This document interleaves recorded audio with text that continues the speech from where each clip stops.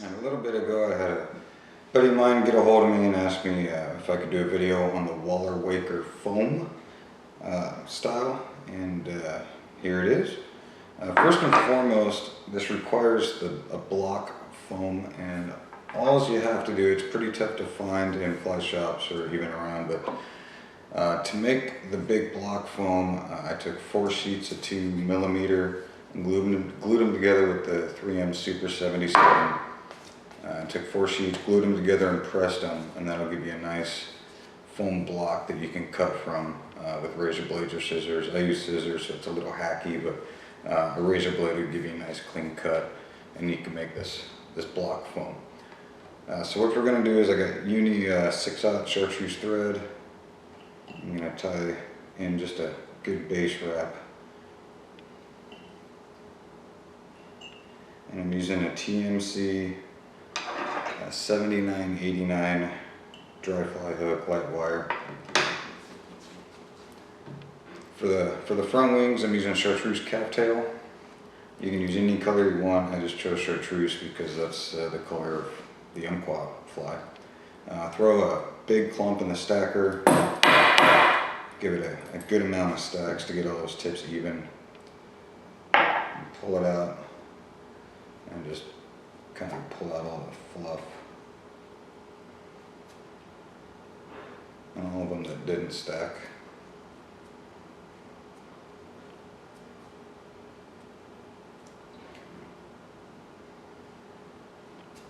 Okay. Now my wing is going to be about the length of the hook shank.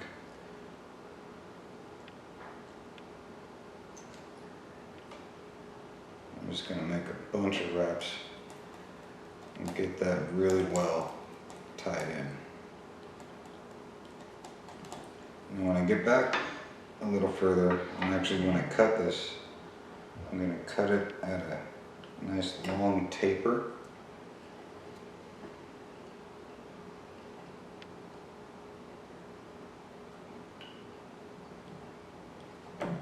So when I continue to tie it back, I actually get every one of those fibers with thread on them. And that does a few things. It gives me a nice taper for my body, and it also ensures that I get this stuff tied in really good. Because without this wing, you don't really have much of a fly. So if this thing falls out, you're just kind of stuck with a black piece of foam on your hook. And so now I'm going to take the front of this calf tail, lift it up and make a few wraps underneath.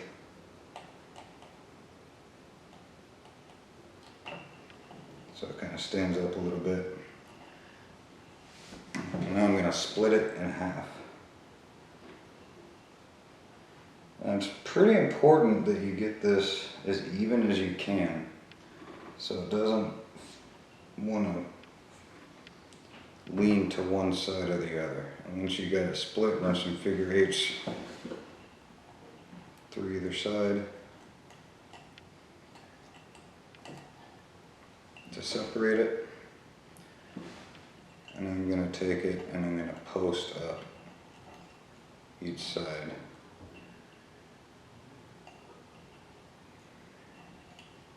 By running my thread around it.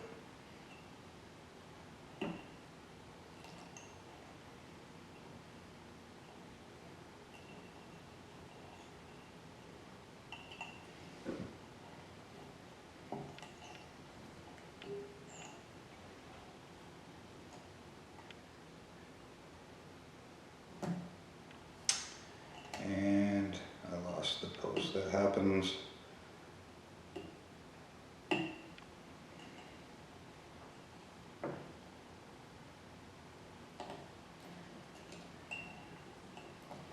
Okay.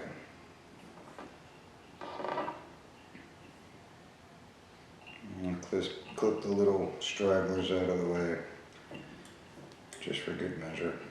Okay, so I've got them all posted up. This is a good point to add some head cement or Zap-A-Gap in between these two, just to get them a little more durable. Now I'm going to run the thread to the tail. I'm going to tie in a clump of moose hair.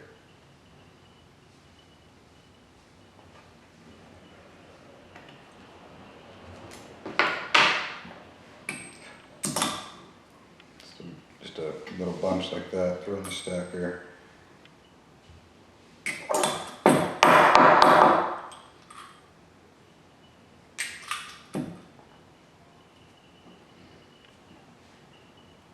And tie that in.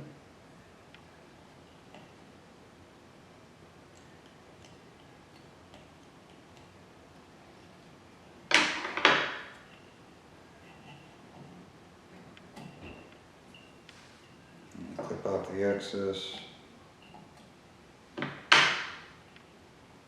And secure it.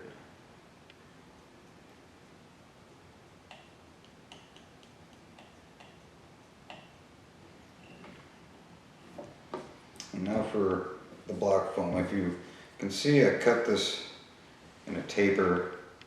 The big end's going to go up front, the small end's going to come back to the rear. And before I cut this, I'm going to actually taper this just a little more towards the rear.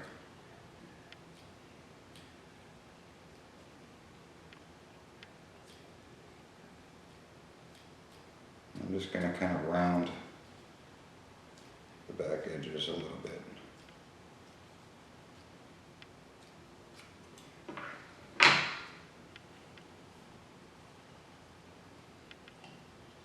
When I tie this in, it's going to be real easy to cut, so I'm going to make a couple of loose wraps.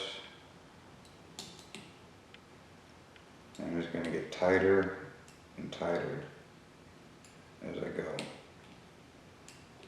It's very, very easy to cut this thread. I'm sorry, to cut this foam with the thread.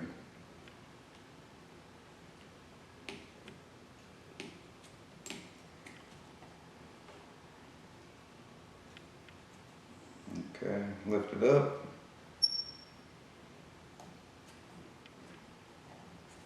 And now at the base here, I'm going to flip it over. Readjust my hook. I'm going to tie in more moose.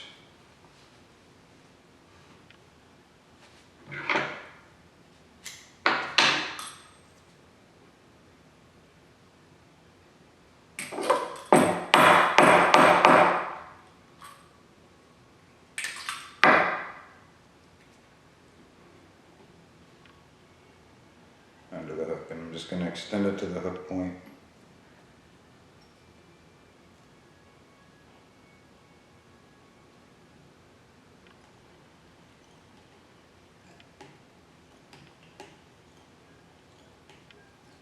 Get a good amount of wraps on it, clip the butts.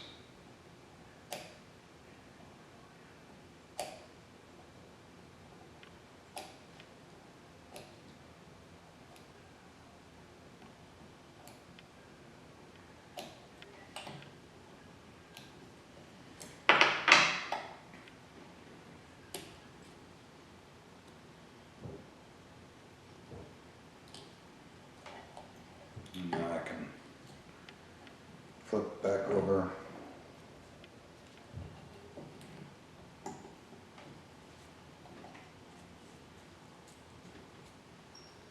And tie in the front portion.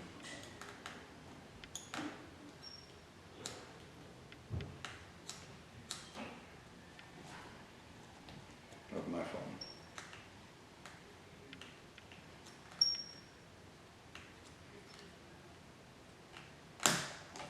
And that's what happens when you go a little too tight.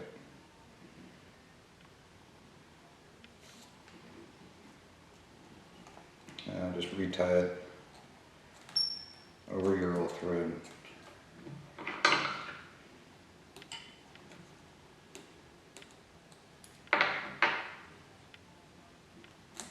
Make sure it's good and secure.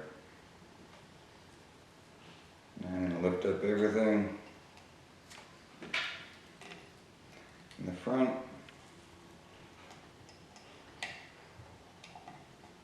Give it a good whip finish.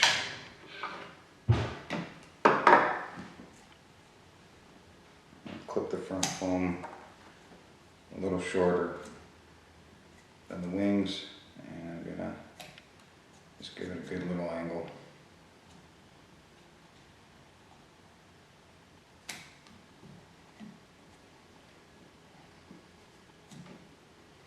And there it is, the foam Waller Waker.